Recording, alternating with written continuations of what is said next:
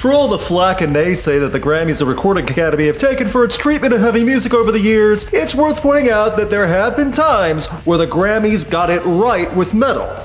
I know, wild, right? It hasn't just been once or twice either, but a decent amount of times going back to the 1990s where there have been bands and artists who deserved the Best Metal Performance Grammy that they received. A few years ago I did a video talking about 10 times they got rock and metal wrong. Dead wrong. If you want to check out that video, a link to it is in the pinned comment and the video description. For this list, I'm going in chronological order for 10 times the Grammys got the Best Metal Performance right. Also, only one entry per band, so it adds a little variety, and it's not just Metallica showing up repeatedly.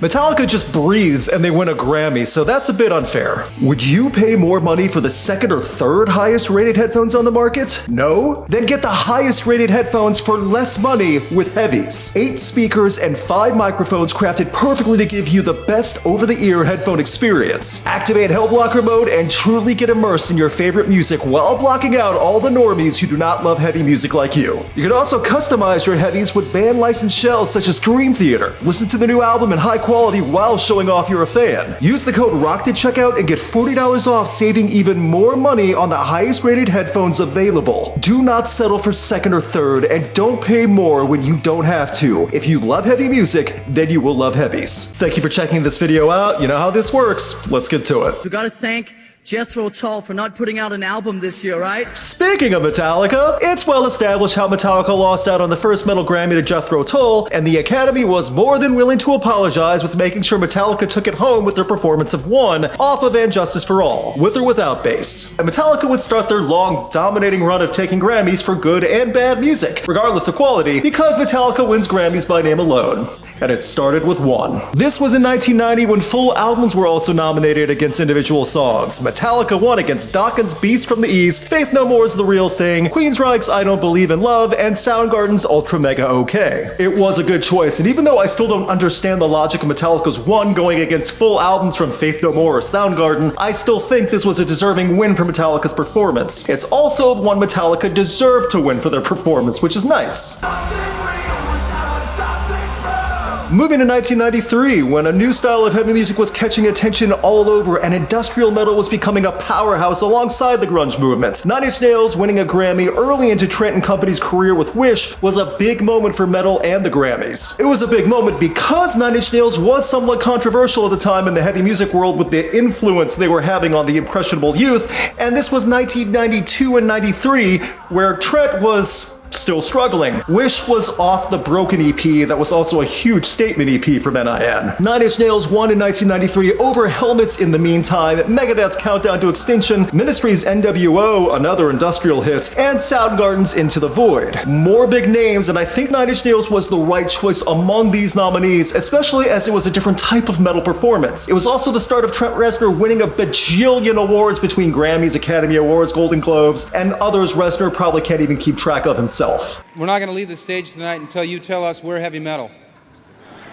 After several nominations, it was Soundgarden's turn to win the big one. Super Unknown moved Soundgarden's legacy further into rock history, and Spoonman was a big part of proving Soundgarden was not just a grunge fad. The Academy noticed that as well, with a Grammy almost a year after the song was released. Remember that the Grammy qualifications and timelines are ridiculous. The less I explain about that, the better. What's important is that Soundgarden got recognized for an award in heavy music, and for a song that still holds up against even Full Metal bands. Spoonman is loud Chris Cornell in all his glory, and I love it. So did the Academy. In 1995, Soundgarden beat out Anthrax and Public Enemy's Bring the Noise, Megadeth's 99 Ways to Die, Pantera's Unbroken, and Henry Rollins Band's Liar. More big names, and I think the songs and artists are all deserving to be on this list as nominees. The only downside is we didn't get to hear what would have been a Henry Rollins acceptance speech back then in the 90s. He would eventually win a spoken word Grammy though, and Soundgarden was the right call for 95. My name is Tom Morello, and I'm 1/4 of Rage Against the Machine.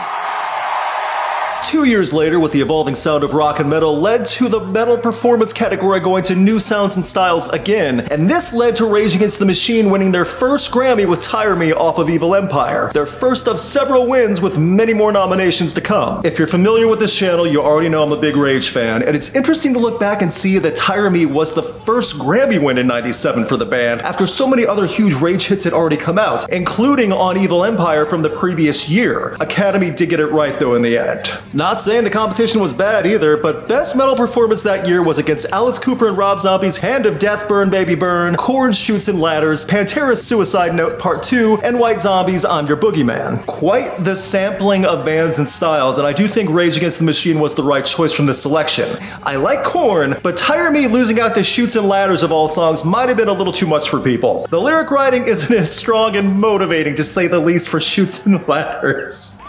Good times. Thank you so much. Moving forward to 2001, as nu metal and metal in general were wildly evolving and Deftones were on top of the world after the massive success with White Pony, against stiff competition, it was Deftones coming out on top, winning Best Metal Performance with Elite to the shock of even themselves. When Deftones won, Chino wasn't even at the awards show. The band was so far in the back that when their name was called, they had to hop down from a balcony just to get to the floor and walk up to accept it. Academy didn't think out the logistics for that, but it's metal, why would they give them a close seat? Deftones beat out big names and songs including Iron Maiden's The Wicker Man, Marilyn Manson's Astonishing Panorama of the End Times, Pantera Revolution Is My Name, and Slipknot's Wait and Bleed. That is a big list in metal, and Deftones came out on top. If Slipknot would have taken this one, I would have understood, but I admit I'm happy that it was Deftones that took it, as Elite and White Pony needed some type of recognition from the Academy. That'll teach Chino not to show up. There's long attention spans left out there that can listen to a 12-minute song. It's wild to think that in 2001, people thought it'd been way too long for a Tool album. That was the long stretch back then. What instantly made up for it was Schism as a single from Lateralis. The recording industry, Academy, everyone involved knew it also. I mean, it's Schism. The following year, Tool was still getting a majority of the attention, and Schism somehow even made Billboard Hot 100. A song with different time signatures and a long bridge actually charted at the same time as Destiny's Child and Outkast. Whenever Tool shows up, the big names even step aside. In the 2002 metal category, Tool won over Black Sabbath's The Wizard, Slayer's Disciple, Slipknot's Left Behind, and System of a Down's Chop Suey. Those are big name artists with huge songs that year, and I still think Tool was the right choice. Some will make an argument for Slipknot or System of a Down, but it's worth noting that this was a stacked selection of nominees, and even with the live performance of The Wizard from Black Sabbath, I feel that every selection belonged here. Also, Justin and Danny accepted the award and joked about thanking the devil. That sounds about right. We're a band from Des Moines, Iowa, and here we are in Los Angeles. Jump ahead a few years, and it would be Slipknot's turn to finally win that award after several nominations. Before I forget, would be Slipknot's only Grammy win as of this video after 11 nominations total. I mean, at least the people voting remembered Slipknot once, right? And coming off of Volume 3, which was almost 2 years old by that point in the Grammys, proves how many singles the Subliminal Verses had along with the strong staying power, and that the timeline for the Grammys is fluid and vague and doesn't really matter so long as no one questions it. Slipknot beat out a solid list of names in 06, winning over Ministry's remix of The Great Satan, Mudvayne's Determined, Rammstein's Montel, and Shadows Fall What Drives the Weak. This feels like a slam dunk choice for Slipknot when compared to the other selections, which might have been why Slipknot got that award. Fun fact, Slipknot did not care about the Grammys, and Corey Taylor has said repeatedly that the Grammys are awful. That's definitely a fair statement. Oh my God! We now jump ahead many years because the Grammys relied on giving the Metal Award to previous recipients or to ridiculous choices, but in 2018, they made a solid choice by awarding Mastodon the Metal Performance Grammy for Sultan's Curse off of Emperor of Sand, which I think is awesome. 2018 was an interesting year for metal choices, especially with Mastodon being unsung heroes in metal for a long time at that point. So dirty, sludgy grooves metal winning Best Metal Performance, I think, was another step in showing to the Academy snobs that metal has more than one style. In 2018, Mastodon won over August Burns' Red Invisible Enemy, Body Count's Black Hoodie, Code Orange's Forever, and Meshuggah's Clockworks. More big names and one future Grammy winner in that list of different metal styles. I like that it was Sultan's Curse to take it. Though if Code Orange would have won Forever, I also would have been happy with that. There were solid non-standard choices for the metal category this year, and Mastodon getting attention like this is nice. Wow, what a trip.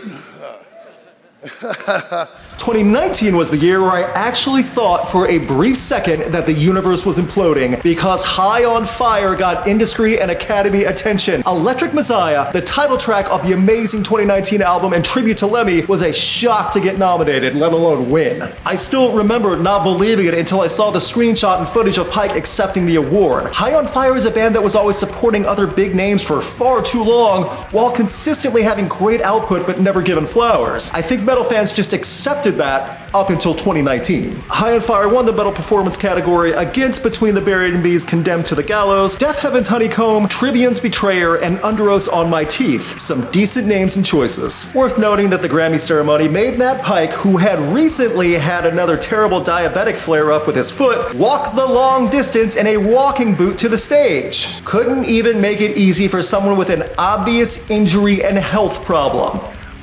Stick the metal bands in the back.